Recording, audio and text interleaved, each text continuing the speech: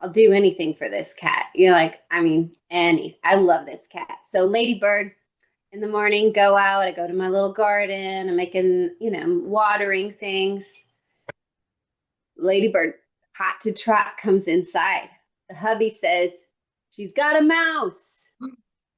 She's got a mouse. Her eyes are big circles. We try to corner her. He's like, go over here. I'm going over here. We're cornering her. And she is not giving up on her friend. Like, this friend is her friend for life. She's not going to let it go. So Kirk wants to pick up Ladybird and carry Ladybird and this mouse. I think it might have been a rat, but let's just call it a mouse because a mouse sounds cute, right? Like, oh, we've got a mouse is way better than I've got a rat. Okay, so I'm gonna say mouse, but y'all know I'm talking about a rat. Okay, so she's got it. She drops it on the ground because we're gonna pick her up, and then it kind of plays possum, and then she bites on it. It goes, and then she throws it in the air. It goes 5 feet in the air. It lands on its feet, and it's like, bitch, please. And then it takes off running. Like, it was pretending it wasn't alive, but it was alive the whole time. And it takes off, and chaos ensues in our house. Hubby is running one place. I'm running the other. We are trying to track it. He says, get a bucket. Oh I'm like, God. I grab Tupperware. He's like, bigger from Home Depot. So I go outside. I get the big old bucket from Home Depot. I'm running around the house trying to get it. It goes under the refrigerator. Okay. At this point, Lady Bird has left us. That bitch has left us. And she is no longer interested in her toy and her treat, her friend. She's gone away. We're pulling out the fridge. I'm looking for it. I can see it. At this point, I realize how disgusting behind my fridge is, and I make a note that we're going to clean it later. Carry on. So then the mouse runs out, and it's running around the shoes. I'm starting to build a shoe barricade quite quickly. Hubby is throwing shoes. He says, please communicate more clearly. I can't seem to find any words other than severe grunting. And then the mouse runs under the record player, and he goes, "Go get your cat. Go get your cat." As if we cannot do this alone anymore. So I go upstairs and I say, "Come here now." She doesn't care. So I pick her up, I bring her downstairs.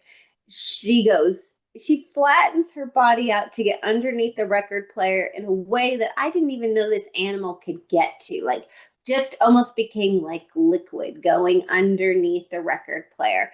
That scares the rodent. The rodent runs out.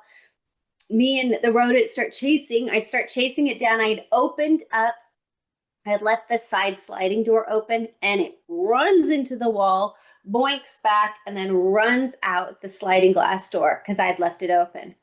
At this point, Jen, I'm hearing I'm hearing a hero's tribute playing in the background. A hero's tribute for myself. Like, there's horns, there's celebration, there's banners.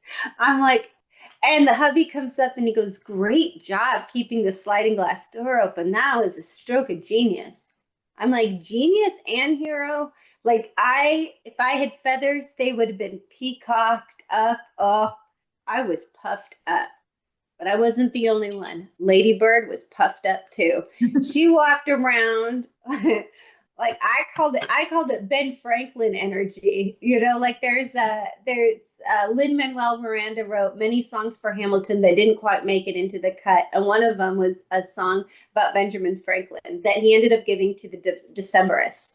And it says, do you know who the fuck I am? And I felt like Lady Bird was walking around like, do you know who the fuck I am? Do you know who the fuck I am? And I was like, yes, yes, I see you. It's just First name strutting. Lady, last name Bird. That's right. So that was the mass excitement that we had this week in our house. And to let you know, I did clean the back of my refrigerator. It is so clean and beautiful. Mhm. And then Ladybird, maybe not the smartest cat, spent the next 2 to 3 hours, like occasionally just like hanging out, looking at the record player, sure that the friend was coming back, not even realizing it had left the house. So smart. She's so good. So good. That's quite an adventure, my friend. I know. Yeah.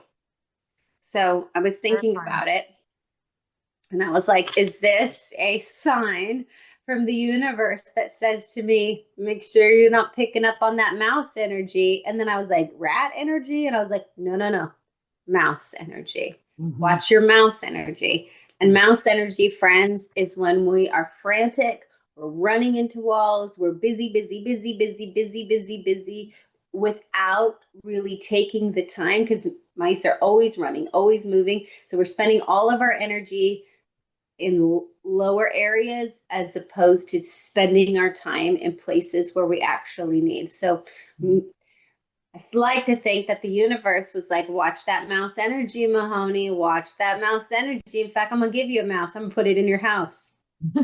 And me and the hubby were like, bing, bing, bing, all over the place. That's mouse energy. Us chasing a mouse was mouse energy. Mhm.